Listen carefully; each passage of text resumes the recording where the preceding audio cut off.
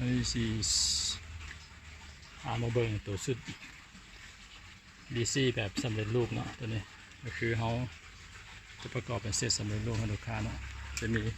สุดไฟ3 ดอกแล้วก็จะแถมไฟดอกนี้นะเป็น C เนาะสุดสายไฟตัวนี้กอต่อเนาะ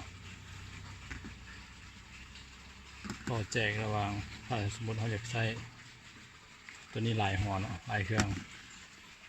ไฟสามารถใช้3 ตัวนี้เนาะกับดอกไฟตัวนี้เราจะเสียบหัวไปหัวมันได้นะตัวนี้จะมีดอกไฟบิวอินเนาะบิวอินดอกไฟตัวนี้เปิดได้2 จังหวะแล้วก็จะมีจอบอกว่าเห็นแห้งดันเท่าไหร่เนาะมีปุ่มปิดเปิดก็จะมีพอร์ตเสียบ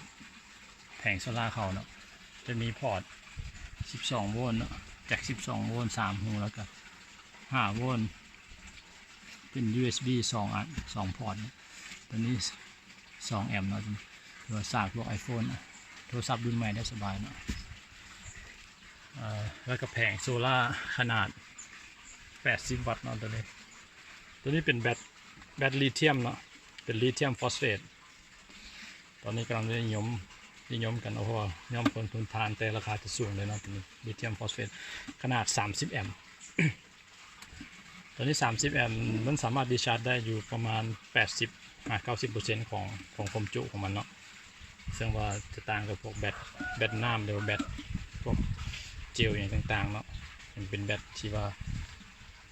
ตัวนั้นสามารถดีชาร์จได้บ่เกิน 30-40% เนาะหรือว่าถ้าว่าเป็นแบตเจลก็ประมาณ50แต่ตัวนี้ 80-90% ได้ถ้าเทียบกับแบตทั่วไปเนาะ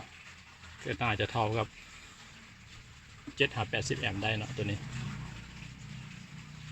ของแบตธรรมดาเนาะตัวนี้แต่ว่า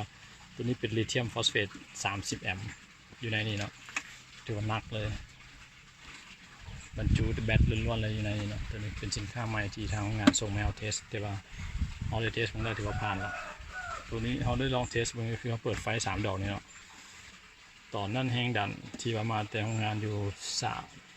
13.3 เนาะ